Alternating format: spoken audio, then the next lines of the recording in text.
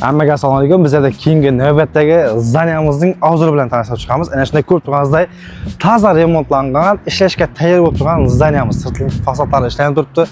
İlk yaqinda mana katta darvozalari bor. Buning endi ichining garajlarning orqa qismini o'tgan vaqt ko'rsatib o'tamiz. Hozir esa ichki qismi bilan tanishtiramiz. Ishlari shunday tayyor, patologlar ishlangan. Remontlari tayyor bitib turibdi. Bo'rga kafe, restoran deysizmi? Xo'stavar do'kon ochaman deysizmi? Endi shunga o'xshash yo'lning bo'yinda o'zingiz xalagan narsangizni ochsangiz bo'ladi. Eldan nima qarang, keng ishlikdi.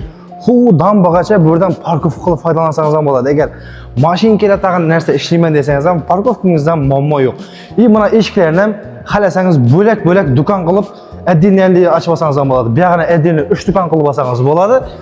Mana eshikda esa ikkinchi etajga kirib chiqish uchun yana bir eshik qilib, ikkinchi etajda отдельный qilsangiz bo'ladi. Mana yuqorimiz lisensiyalar yuqorining patologlari shunday bir ajoyib etib ishlangan. Unda hozirgi kunda любой narsaga zo'r. Qarasangiz, merimi zona, love story shunday narsalar ishlash uchun dekorativniy qilib ishlab olsangiz ham bo'ladi. Bu bilan cheklanib qolmaymiz. Videoni oxirigacha ko'ring, o'tiravermang. Hali orqag'anda ko'rsatadigan yerlarimiz ko'p. Bu zdaniyaning o'sha yermaydan 8-9 o'tgan ekan. Orqasida hali ko'p narsalar bor ko'rsatadigan ketdik.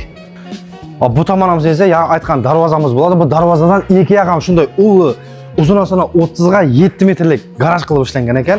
Mashina u yog'idan ham bu yog'idan ham kirsa bo'ladi. Bu ko'rib turgan temir tesak narsalaringizni hammasini olib sizlarga tozalab beradi. Mana orqa yog'ining ko'rinishi. Aniqda tushmishda hojatxonalar ham bor ekan. Bu aynan u narsa ishlab olsangiz ham bo'ladi.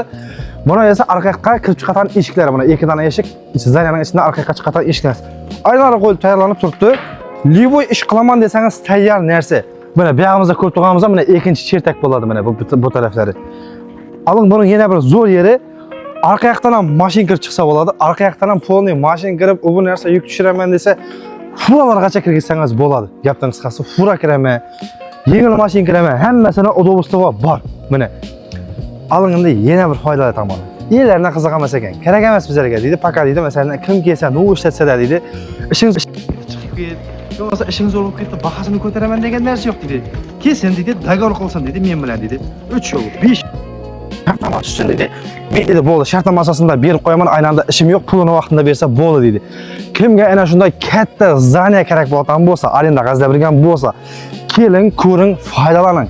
Foydalanib faqat narsa pulingizda momentida dollarasiz, arendaning puli shunday chiqib qo'yadi endi.